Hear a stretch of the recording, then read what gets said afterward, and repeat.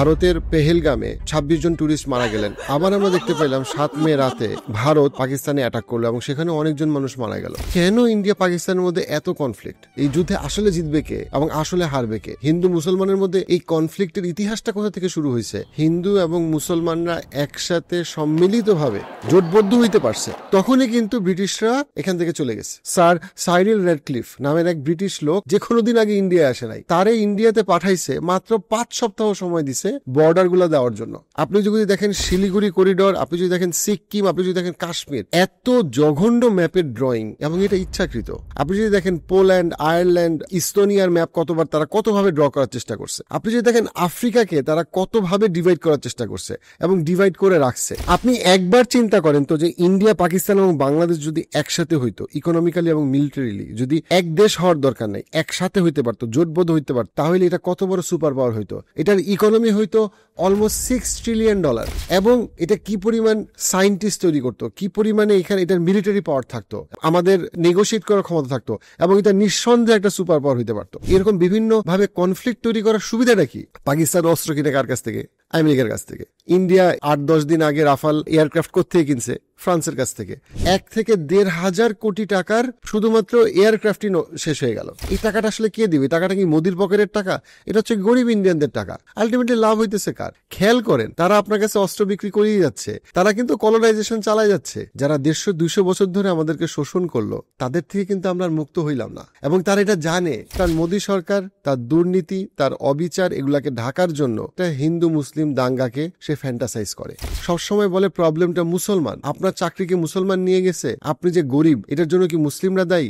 আপনি যত ভারতের সাথে যুদ্ধকে ফ্যান্টাসাইজ করবেন, আপনি আসলে বিজেপির ঘরে আরো বেশি লোক ঢুকাবেন। পাকিস্তান যে চিল্লাইতেছে কাশ্মীরের মুসলমানদের জন্য তাদের জান বের হয়ে যেতেছে, তালেবানদের বিরুদ্ধে কে দাঁড়ায় গেল? পাকিস্তান।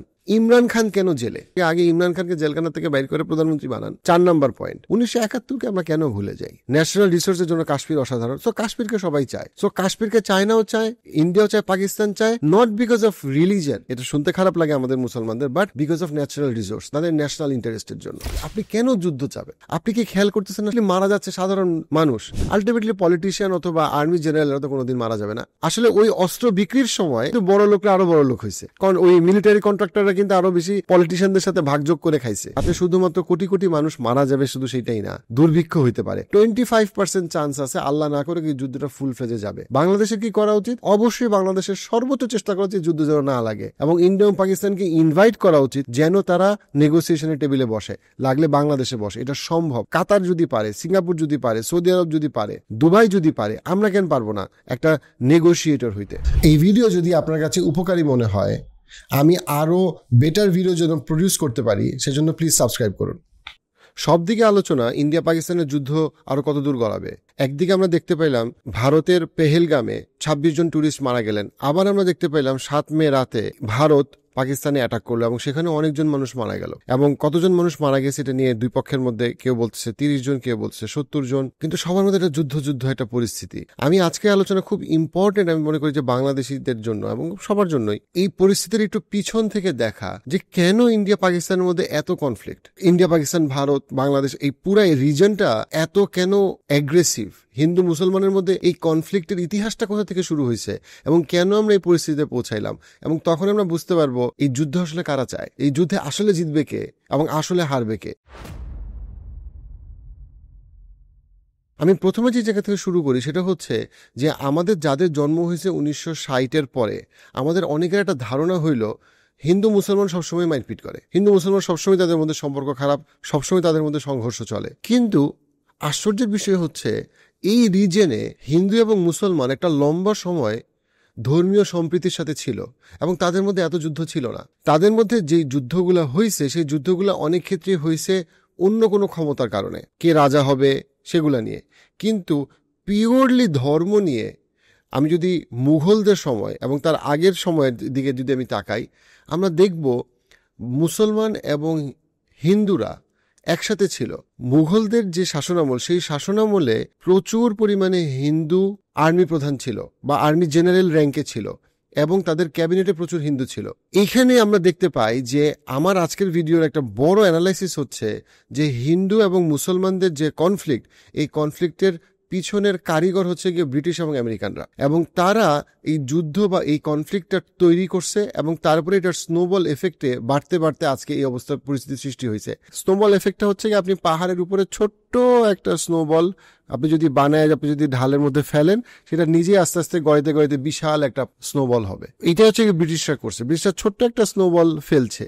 তারপরে এটাই সময়ের সাথে সাথে ইন্ডিয়া, পাকিস্তান, বাংলাদেশের মধ্যে আমরা নিজেরা আরো এখনো বোকার মতো বিভক্ত হইতে হইতে এই স্নোবল এফেক্টটাকে এত বড় করে ফেলছি। এখন আমরা সবাই সবার শত্রু হয়ে গেছি। এবং আমরা যদি ভারত, বাংলাদেশ এবং পাকিস্তানের মানুষ যদি জেগে না উঠে এবং আমরা না বুঝি যে 1947 সালে সেটাই ছিল এই মহাদেশের একটা খুবই গুরুত্বপূর্ণ অধ্যায়, যখন মুসলমান এবং হিন্দুরা একসাথে হয়ে ব্রিটিশদেরকে তাড়াইছে। 1947-এর আগে আমরা ব্রিটিশদেরকে তাড়ানোর জন্য অনেক চেষ্টা করছি, অনেকবার মুসলমানরা ছোট ছোট অনেক অ্যাটাক করছে, হিন্দুদের থেকে কিছু অ্যাটাক আসছে, কিন্তু 1947-এ যখন হিন্দু এবং মুসলমানরা একসাথে সম্মিলিতভাবে জোটবদ্ধ হইতে পারছে, তখনই কিন্তু ব্রিটিশরা এখান থেকে চলে গেছে। তার আগ পর্যন্ত যখন ব্রিটিশরা মুঘলদের পরে, তারপরে কিছু সময় পরে যখন ব্রিটিশরা আসা, ইস্ট ইন্ডিয়া কোম্পানির যে সময় শুরু হইল, ইস্ট ইন্ডিয়া কোম্পানি সব সময় চেষ্টা করছে যে যেন এখানকার যত রকম দাঙ্গা লাগানো যায়, যতভাবে কনফ্লিক্ট লাগানো যায়, যত রকম ডিভাইড করা যায়, ধর্মভিত্তিক, এথনিক ভিত্তিক, গোত্র ভিত্তিক, পাহাড়ি, বা যত রকমভাবে ভাগ করা যায় সবভাবে তারা ভাগ করছে। কেন মুঘলদের সময় হিন্দু এবং মুসলমানদের মধ্যে এত বেশি কনফ্লিক্ট ছিল না?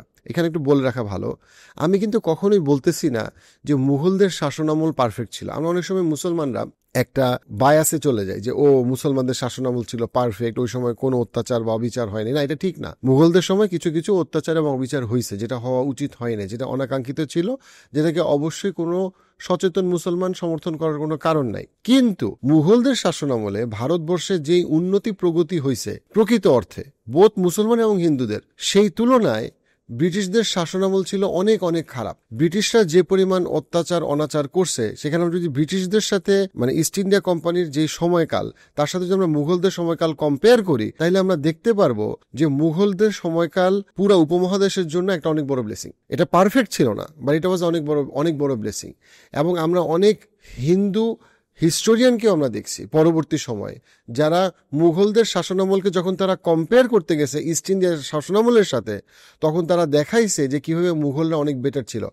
যখন মুঘলরা আসে তখন যে অবস্থা ছিল ভারতবর্ষে, তার কম্পেয়ার করলে, তারা যখন চলে যায় তখন যেটা কম্পেয়ার করলে দেখা যায় যে ভারতবর্ষে অনেক পরিমাণে অর্থনৈতিক এবং সামরিক উন্নতি হয়েছে এবং ইনফ্রাস্ট্রাকচারের উন্নতি হয়েছে, স্কুল, কলেজ, ইউনিভার্সিটি সবকিছু। কিন্তু ব্রিটিশরা যখন আসে ভার্সেস ব্রিটিশ যখন চলে যায়, তখন আমরা দেখতে পাই যে ব্রিটিশরা প্রায় বর্তমান সময়কালের হিসাব অনুযায়ী 40 বা 45 ট্রিলিয়ন ডলার পরিমাণ সম্পত্তি তারা নিয়ে গেছে। অর্থাৎ ইস্ট ইন্ডিয়া কোম্পানি লুটপাট করে যত কিছু নেওয়া যায় সেটা সে তার প্রথম বিশ্বযুদ্ধ, দ্বিতীয় বিশ্বযুদ্ধ, তার নিজের ইনফ্রাস্ট্রাকচার ডেভেলপমেন্টের জন্য নিয়ে গেছে। আর্টিফিশিয়াল ইন্টেলিজেন্স শেখার কোনো বিকল্প নাই, কিন্তু শিখবেন কোথা থেকে? সেখান থেকেই আর্টিফিশিয়াল ইন্টেলিজেন্স ফর এভরিওয়ান এই কোর্সটা ডক্টর নাবিল তৈরি করেছেন, এবং আমি চেষ্টা করেছি তাকে সর্বোচ্চ পরিমাণে হেল্প করার। আর্লি স্টেজ এন্টারপ্রেনার অথবা যারা এন্ট্রি লেভেলের এক্সিকিউটিভ, আমি মনে করি তাদের জন্য এই কোর্সটা খুবই এফেক্টিভ। কিন্তু মুঘলরা যে তাজমহল বানাইছে সেটা কিন্তু ইন্ডিয়াতেই বানাইছে। তারা যা ডেভেলপ করছে তারা এখানে ডেভেলপ করছে। খুব কম হিস্টোরিয়ান আছে যারা এটা কখনো ক্লেম করতে পারছে যে মুঘলরা এখান থেকে, মানে ইন্ডিয়া থেকে বা পাকিস্তান থেকে বা এই রিজন থেকে সম্পদ নিয়ে গেছে মদিনায় অথবা বাগদাদে অথবা কর্দোবাতে। না, অর্থাৎ বেশিরভাগ মুঘলরা যা কিছু তৈরি করছে মুঘলরা এখানেই রাখছে, এবং মুঘলরা এখানে মুসলিম এবং হিন্দুদেরকে ডিভাইড করতে চায় নাই। অনেক হিন্দু হিস্টোরিয়ান কিন্তু মুঘল এম্পায়ারকে প্রেইজ করছে, যেটা আমরা ভুলে গেছি, এবং তারা কম্পেয়ার করছে ব্রিটিশদের সাথে। এবং দেখেন তারা কি লেখছে। For example, R C. দত্ত 1901 সালে তার কাজ the economic history of India under early British rule এসে লিখতেছে, প্রচুর পরিমাণে অর্থ সম্পদ, সেলফ সাস্টেইনিং ইকোনমি আসছে মুঘলদের সময় এবং তার নিজের দেশ থেকে, নিজের জায়গা থেকে। কিন্তু আন্ডার দ্য ব্রিটিশ এগুলো সব বাইরে চলে গেছে, এগুলো সব ধ্বংস হয়ে গেছে। এছাড়াও আপনার যাদুনাথ সরকার একটা খুবই সুন্দর একটা কথা বলছেন। He is a very famous historian এবং হিন্দু হিস্টোরিয়ান। উনি বলতেছেন, the Mughals became Indians but the British just remained rulers. মানে হইল মুঘলরা ইন্ডিয়ার কালচারের সাথে মিশে গেছে, ইন্ডিয়ান হয়ে গেছে, এটার সাথে সে মিশছে, এখানে সে বিল্ড করছে, থাকছে। So they stayed and became us, Sadhguru. But for many of the people, such as the emperor who built the Taj Mahal, they are us. They are part of our soil.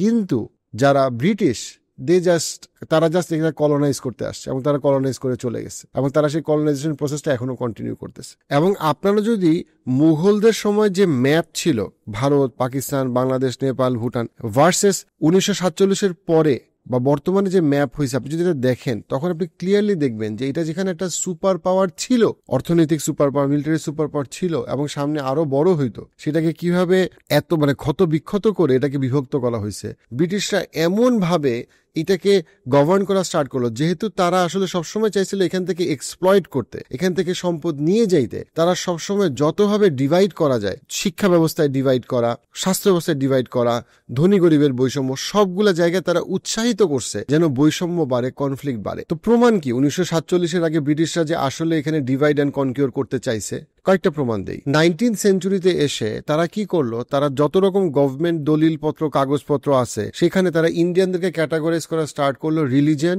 Ethnicity দিয়ে এবং caste দিয়ে, এবং এটা officially mention করতে হবে এবং ওই অনুযায়ী তারা একজনকে ক্যাটাগরাইজ করলো। তাতে কি হইলো, কমিউনাল কনফ্লিক্ট বাড়লো। তারপরে তারা কি করলো, 1909 সালে মন্টিমিরলো রিফর্মে তারা গিয়ে কি করলো, মুসলিমদের জন্য সেপারেট ইলেকটোরাল রাখলো। সো মুসলিমরা শুধুমাত্র মুসলিম ক্যান্ডিডেটের জন্য ভোট করতে পারবে।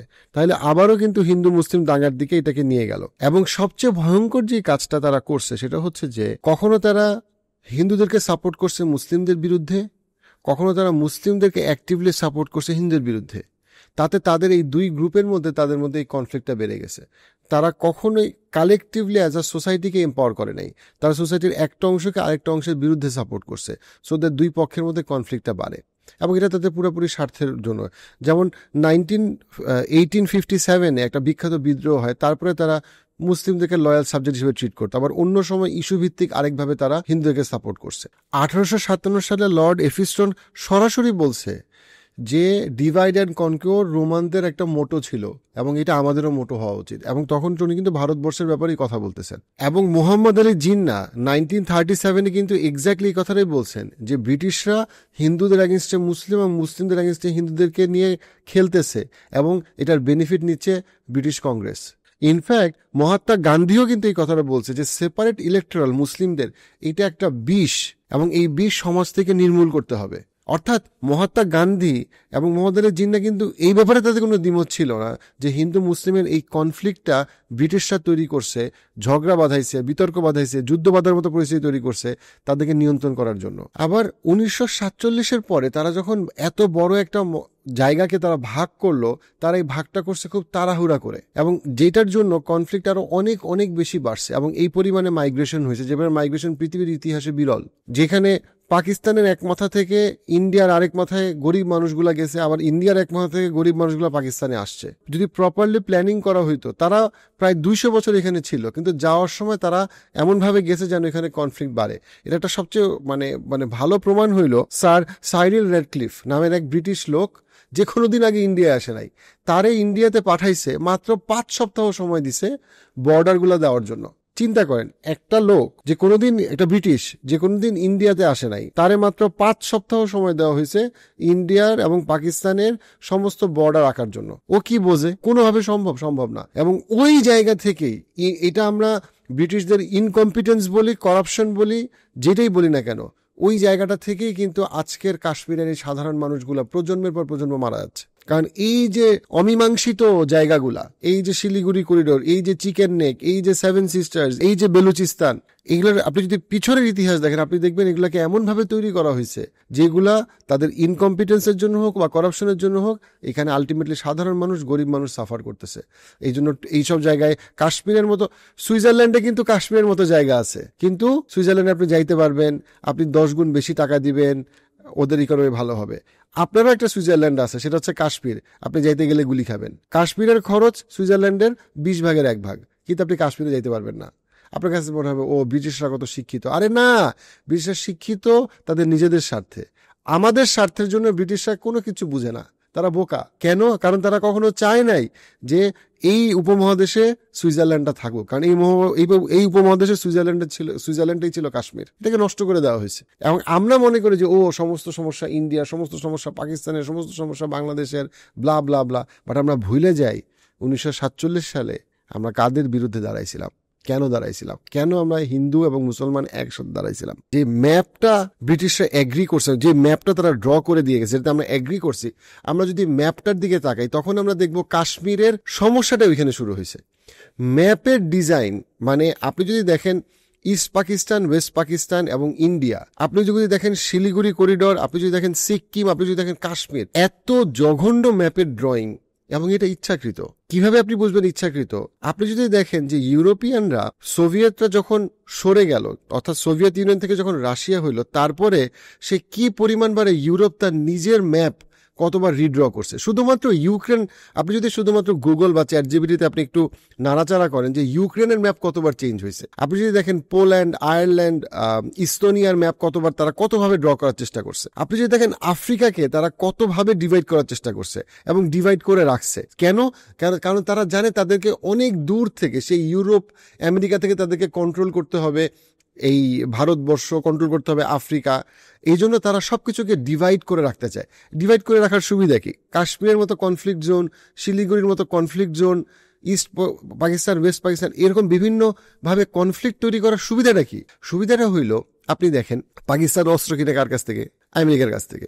ইন্ডিয়া এই যে রিসেন্টলি যে এই যে রাফাল এয়ারক্রাফট নিয়ে কথা হচ্ছে, 8-10 দিন আগে রাফাল এয়ারক্রাফট কোত্থেকে কিনছে? ফ্রান্সের কাছ থেকে। খেয়াল করেন, তারা কিন্তু কলোনাইজেশন চালায় যাচ্ছে, তারা আপনার কাছে অস্ত্র বিক্রি করেই যাচ্ছে এবং আপনার যাওয়ার কোনো জায়গা নাই।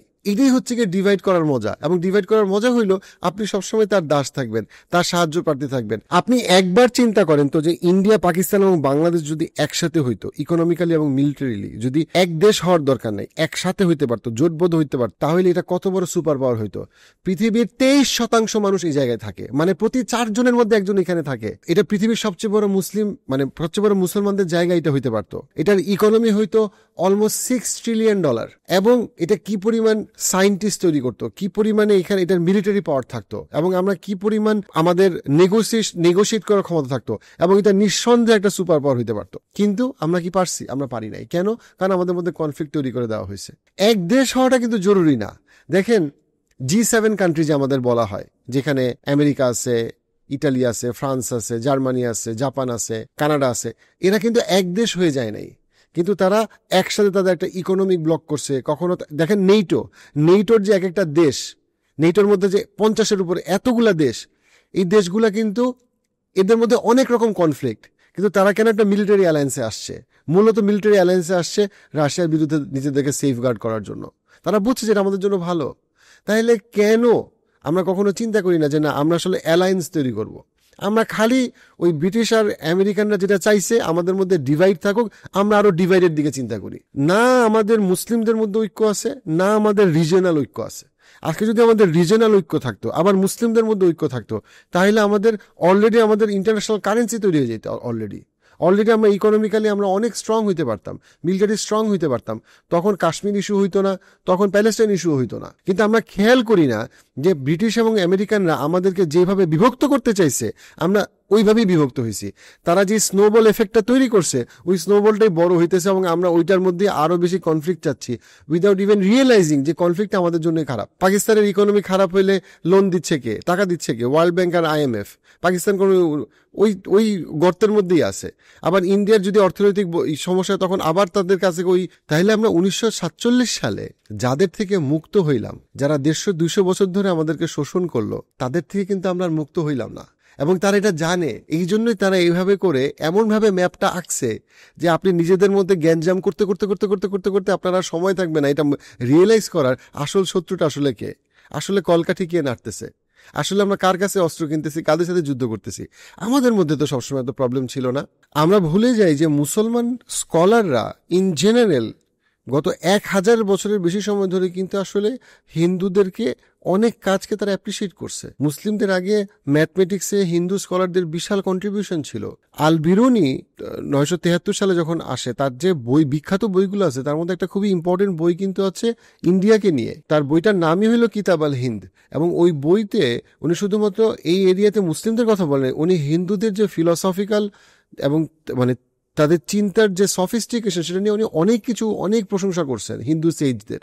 বিখ্যাত আল্লামা ইকবালের কথা আমি যদি চিন্তা করি, আল্লামা ইকবাল বারবার কিন্তু হিন্দুদেরকে প্রশংসা করছেন। অবশ্যই উনি মুসলিম থিঙ্কার ছিলেন এবং মুসলিম কবি ছিলেন, বাট পাশাপাশি কিন্তু উনি হিন্দু মুসলিম সম্প্রীতি এবং মুসলিমদের অনেক দিককে উনি বেসিক্যালি অ্যাপ্রিসিয়েট করছেন। আমরা যদি 1600-1700 সালের দিকে আমরা যদি শেখ শাহ ওয়ালিউল্লাহ দেওলভের কথা যদি আমরা চিন্তা করি, উনি কিন্তু আবারও হিন্দু মুসলিম সম্প্রীতির কথা বলছেন। উনি ওনার লেখানিতে অনেক ক্ষেত্রেই হিন্দুদের যে সামাজিক এবং সাংস্কৃতিক যে ডেপথ, সেই ডেপথকে প্রশংসা করছেন।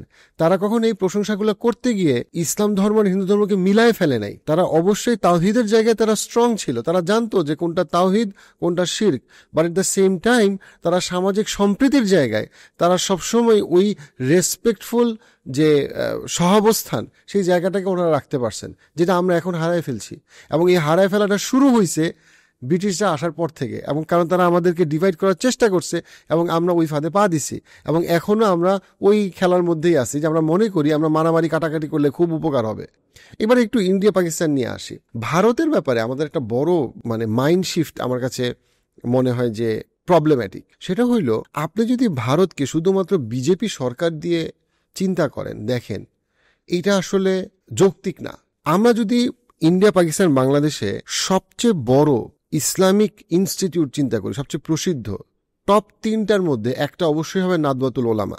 ডেফিনেটলি নাদওয়াতুল ওলামা যে পরিমাণ আলেম তৈরি করছে, সেই পরিমাণ আলেম এই পুরা ইন্ডিয়া পাকিস্তান বাংলাদেশে খুব কম ইনস্টিটিউশন তৈরি করছে। এবং এটা কোথায়? হিস্টোরিক্যাল এটা ইন্ডিয়াতে। আপনি যদি দেখেন, ইন্ডিয়াতে বাংলাদেশের থেকে সংখ্যায় বাংলাদেশের থেকে বেশি মুসলমান ইন্ডিয়ায় থাকে। গত ঈদে, এই রোজার ঈদে প্রচুর পরিমাণে হিন্দুরা রাস্তায় নেমে আসছে।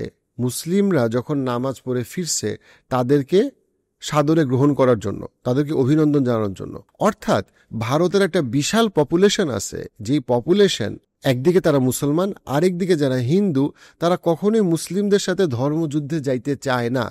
তারা এই হিন্দুত্বার অদ্ভুত অখণ্ড ভারতের অদ্ভুত কনসেপ্টে তারা আসলে তাদের কোনো আগ্রহ নাই। একটা উদাহরণই দেখেন না, আপনি যদি ইন্ডিয়ার খুবই বিখ্যাত একজন পলিটিক্যাল ওরেটর শশী থারুরের আপনি যদি বই পড়েন, লেখা পড়েন, আপনি দেখবেন সে কন্টিনিউয়াসলি হিন্দু মুসলমানদের যে সম্প্রীতি এবং এই কনফ্লিক্টের পিছনে যে ব্রিটিশদের হাত, সে ব্যাপারে কথা বলে গেছেন। আপনি যদি দেখেন ধ্রুব রাঠি, যে ইন্ডিয়ার সবচেয়ে পপুলার সোশ্যাল মিডিয়া ফিগার বলা যেতে পারে, স্পেশালি যারা পলিটিক্স নিয়ে কথা বলে তাদের মধ্যে, সে কিন্তু কন্টিনিউয়াসলি এই জিনিসটা পয়েন্ট আউট করে হিন্দুদের সাথে, সাধারণ একটা মুসলমানের ধর্ম বিষয়ে কনফ্লিক্টের কোনো কারণ নাই।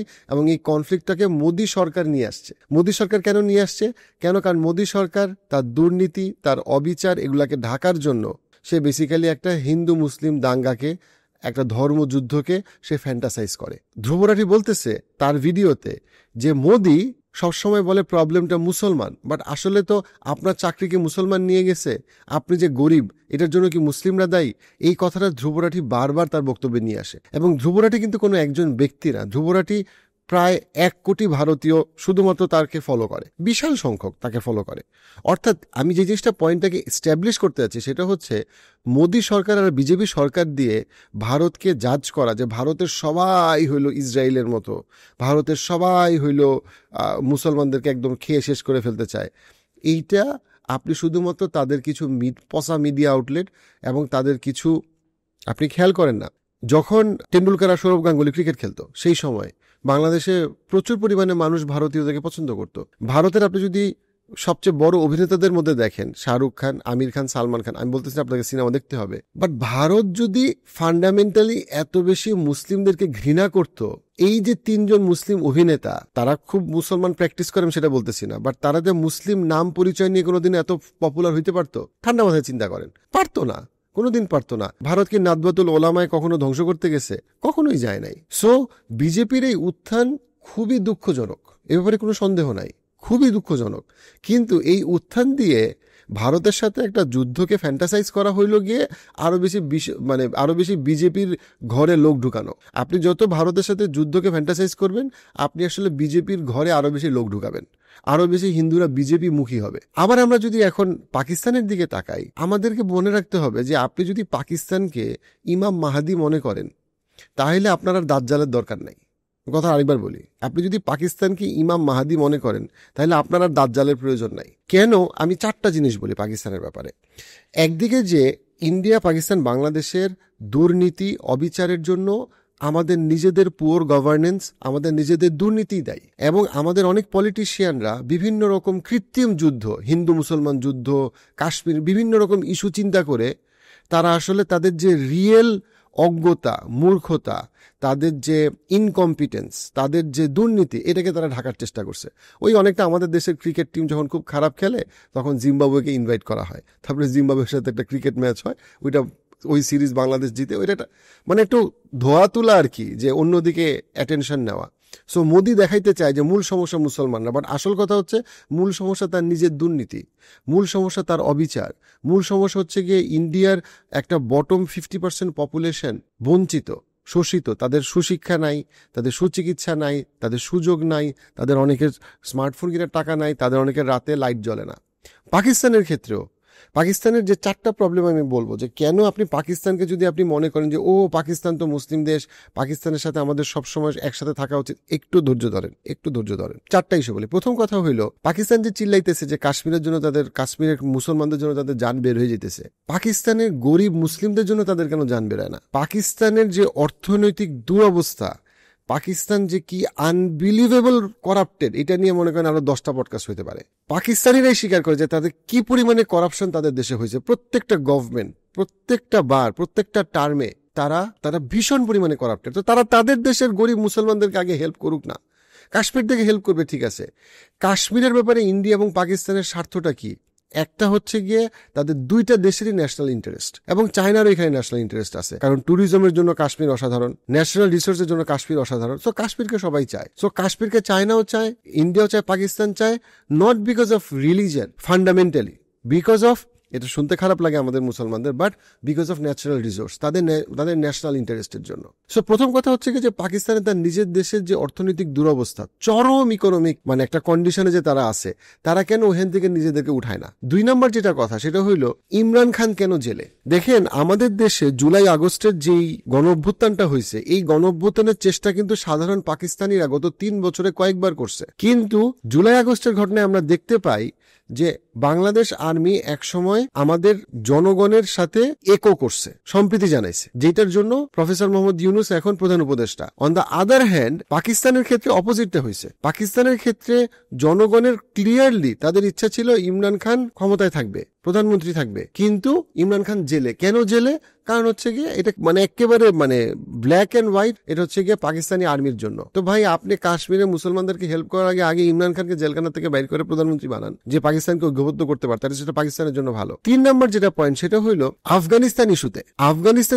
এটা খুবই ইম্পর্টেন্ট ইতিহাস, যেটা আমাদের ভুলে যাওয়া উচিত না। আফগানিস্তান ইস্যুতে আমরা কি দেখতে পাই, যে আফগানিস্তানের সাথে প্রথম যুদ্ধ হয়েছিল সোভিয়েত ইউনিয়নের, মানে হচ্ছে গিয়ে বৃহত্তম রাশিয়ার, আমি যদি ভাবে বলি। ওই যুদ্ধে আমেরিকা ছিল আফগান এবং তালেবানদের পক্ষে। তখন আমেরিকা পাকিস্তানের সাথে একত্রিত হয়ে, অর্থাৎ পাকিস্তান এবং আমেরিকা একত্রিত হয়ে আর্মস এবং মিলিটারি এবং ইকোনমিক সাপোর্ট দিছে আফগান এবং তালেবানদেরকে। কাদের বিরুদ্ধে যুদ্ধ করার জন্য? রাশিয়ার বিরুদ্ধে যুদ্ধ করার জন্য। রাশিয়া পরাজিত হলো, রাশিয়া চলে গেল আফগানিস্তান থেকে। তারপরে যখন আমেরিকা আসলো আফগানিস্তানের সাথে যুদ্ধ করতে, আফগান এবং তালেবানদের সাথে যুদ্ধ করতে, তখন তালেবানদের বিরুদ্ধে কে দাঁড়ায় গেল? পাকিস্তান। আমেরিকার সাথে পাকিস্তান হইল কাদের বিরুদ্ধে? আফগানদের বিরুদ্ধে এবং তালেবানদের বিরুদ্ধে। তখন তাদের মুসলিম ব্রাদারেন কই ছিল? এখন যে মুসলিম ব্রাদারেন চিল্লাইতেছে, এখন সে কাশ্মীরে মুসলিমদের জন্য পাগল হয়েছে। তখন আফগানিস্তানের সাধারণ মুসলমানদেরকে যে আমেরিকা হত্যা করতেছিল প্রায় 20 বছর ধরে, তখন পাকিস্তান কোন জায়গায় আর্মি পাঠাইছে? Forget about army military support দেওয়া, ইভেন তারা নিউট্রাল অবস্থানেও থাকে নাই।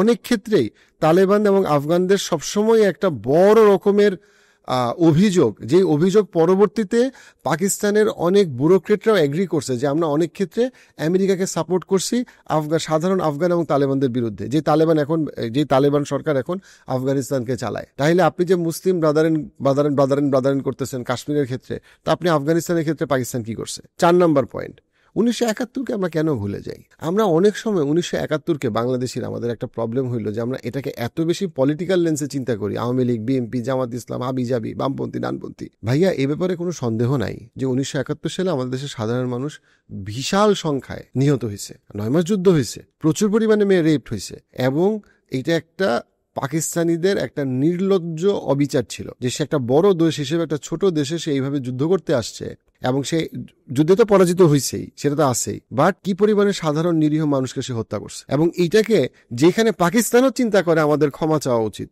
সেখানে আমাদের দেশের অনেক মানুষ যখন কমপ্লিটলি 1971কে ভুলে যায় বা 1971কে ভুলে যেতে চায় যে অ্যাজ ইফ কিছু হয় নাই, এটা খুবই প্রবলেম্যাটিক। সো আমরা যদি দেখি বোথ ইন্ডিয়া এবং পাকিস্তানে, যে পাকিস্তানের সাথে আফগানিস্তান এবং বাংলাদেশ এবং পাকিস্তানের নিজের দেশের সাথে তার সরকারের যে সম্পর্ক, আমরা দেখব যে পাকিস্তানের কত রকম সমস্যা আছে, যে সমস্যার জায়গায় তার মিলিটারি ডিপ্লোম্যাটিকের চরম ফেইলিয়ার ছিল। অন দ্য আদার হ্যান্ড, আমরা যদি ভারতের সাথে নেপালের সম্পর্ক দেখি, বাংলাদেশের সম্পর্ক দেখি, শ্রীলঙ্কার সম্পর্ক দেখি, মলদ্বীপের সম্পর্ক দেখি, চায়নার সম্পর্ক দেখি, তাহলে আমরা কি দেখতে পারবো যে এটা হইল গিয়ে ভারতের একটা চরম ডিপ্লোম্যাটিক ইকোনমিক ফেইলিয়ার, যে তারা তাদের আশেপাশের এত দেশের সাথে এত পরিমাণে ইদার সরাসরি অবিচার করছে, অথবা অবিচার করতে গিয়ে ধরা খাইছে, অথবা ইট ওয়াজ এ পিওর ফেইলিয়ার। এখন কথা হইল যে আপনি কেন যুদ্ধ চান? আপনি কেন যুদ্ধ চাবেন? যুদ্ধ চাওয়ার পিছনে কারণটা কি? বাংলাদেশের করণীয়টা কি? বাংলাদেশের সর্বোচ্চ পরিমাণে চেষ্টা করা উচিত যেন এই যুদ্ধটা বন্ধ হয়, এবং যুদ্ধ বন্ধ করার ক্ষেত্রে বাংলাদেশের একটা উদ্যোগী এবং উদ্যমী ভূমিকা পালন করা উচিত, ঠিক যেটা কাতার করে, ঠিক যেটা সিঙ্গাপুর কখনো করে। আপনি খেয়াল করেন রিসেন্টলি সৌদি আরব কি করছে, রাশিয়া, ইউক্রেন এবং আমেরিকার যুদ্ধ বন্ধ হওয়ার জন্য সবচেয়ে ইম্পর্টেন্ট মিটিং রিয়াদে করছে। এইভাবে একটা দেশ লেভারেজ নেয়, এইভাবে একটা দেশ উৎকর্ষে পৌঁছায়। আপনার বাংলাদেশের চেষ্টা করা উচিত যে ভাই ইন্ডিয়া আসো, পাকিস্তান আসো, আমার দেশে মিটিং করো, ভাই নেগোশিয়েট করো, প্রবলেম সলভ করো, পেহেলগামে কি হয়েছে ইনভেস্টিগেট করো। This should be the stance.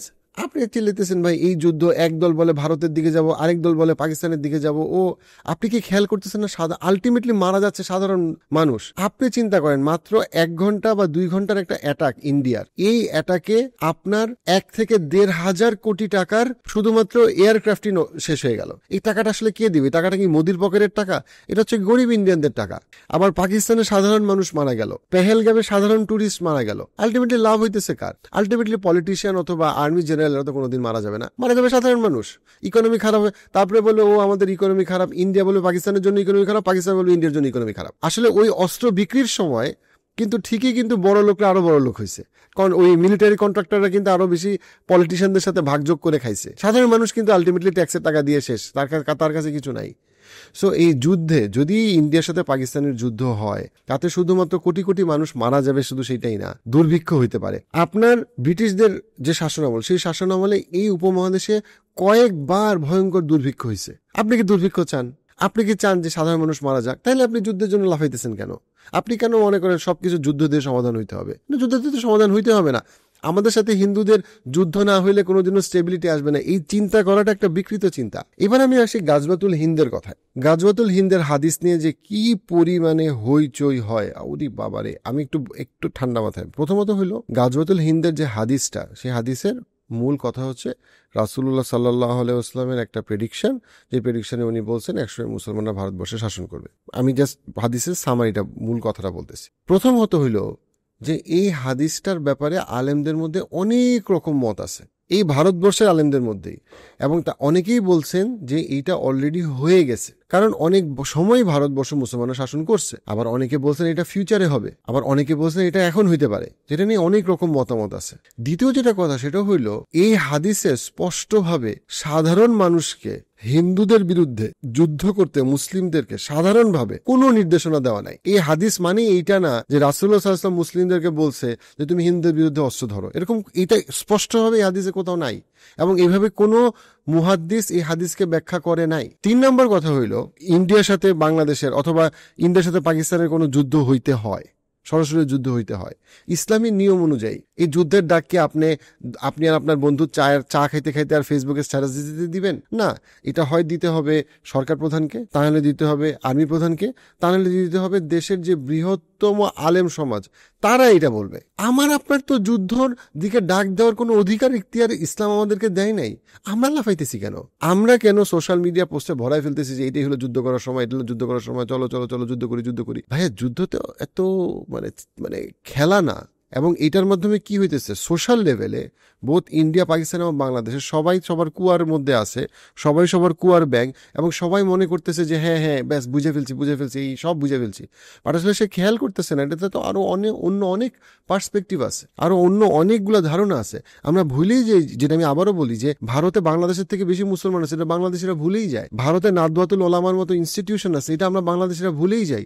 আমাদের দেশের কওমি স্টুডেন্টরা উচ্চতর শিক্ষার জন্য, আলেম হওয়ার জন্য ভারতে যায়। আর আপনি মনে করতেছেন ভারতে শুধুমাত্র মানে আমাদের কাজগুলোকে যুদ্ধ করতে যাওয়া, এবং সেটার কনসিকুয়েন্সটা আপনি বুঝেন যে ওই দেশের মুসলমানদের উপরে কনসিকুয়েন্স কি।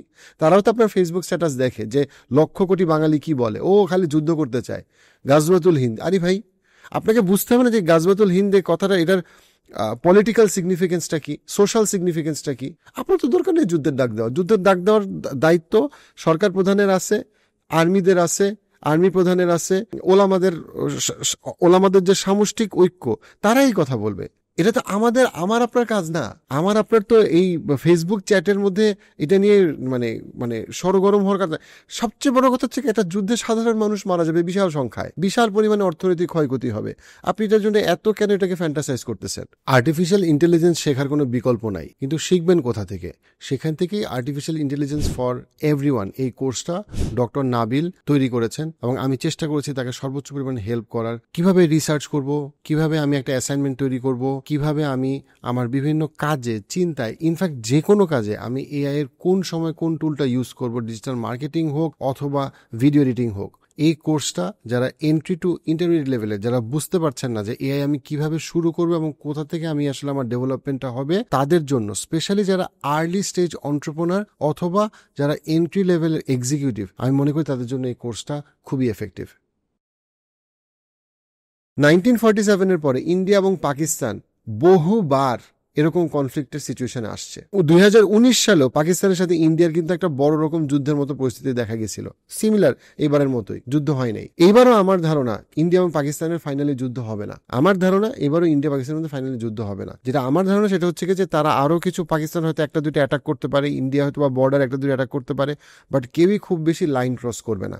কারণ দুইটা দেশই জানে যে আলটিমেটলি এই যুদ্ধের যে ইকোনমিক এবং মিলিটারি কনসিকুয়েন্স, এটা এই দুই দেশ নিতে পারবে না। কিন্তু তারা তাদের পলিটিক্যাল গেইনের জন্য, এই বিজেপি তার পলিটিক্যাল গেইনের জন্য, ইভেন পাকিস্তান তার পলিটিক্যাল গেইনের জন্য, পাবলিককে ডিস্ট্র্যাক্ট করার জন্য, তাদের ইগোর জন্য, তাদের ন্যাশনালিজমের জন্য এই কনফ্লিক্টটাকে কিছুটা আওয়াজ তুলবে। এই আওয়াজ আবার বন্ধ হয়ে যাবে, আবার দেখা যাবে 4-5 দিন পরে একটা আওয়াজ তুলছে। এইটাই আমার ধারণা 70 to 75% চান্স এটা হবে। 25% চান্স আছে আল্লাহ না করে এই যুদ্ধটা ফুল ফেজে যাবে।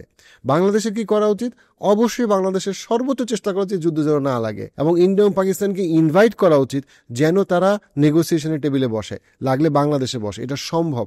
কাতার যদি পারে, সিঙ্গাপুর যদি পারে, সৌদি আরব যদি পারে, দুবাই যদি পারে, আমরা কেন পারবো না একটা নেগোসিয়েটর হইতে? এই নেগোসিয়েটর হওয়া বাংলাদেশের জন্য অনেক বেশি মঙ্গলজনক। That is how Qatar became Qatar. That is how ছোট ছোট দেশগুলো ইম্পর্টেন্ট হয়ে যায়, এই গাজওয়াতুল হিন্দের ঘোষণা দিয়ে না। সো এই জায়গাটাতে আমার কাছে মনে হয় যে আমাদের সবচেয়ে বড় যে জিনিসটা আমি এই ভিডিওতে এমফাসাইজ করার চেষ্টা করছি, সেটা হচ্ছে গিয়ে ব্রিটিশ এবং আমেরিকানরা যেই স্নোবল এফেক্টটা তৈরি করে দিয়ে গেছে, যে কনফ্লিক্টটা, যে ডিভাইডটা আমাদের মধ্যে তৈরি করে দিয়ে গেছে, যেখানে আমরা মনে করি যে ভারত এবং মুসলমান, ইন্ডিয়া এবং পাকিস্তান, বাংলাদেশ এবং ইন্ডিয়া, এগুলো সব হচ্ছে বনাম, সেই বিষয়গুলো থেকে আমাদের, সেই চিন্তা থেকে আমাদের বের হয়ে আসাটা খুবই দরকার।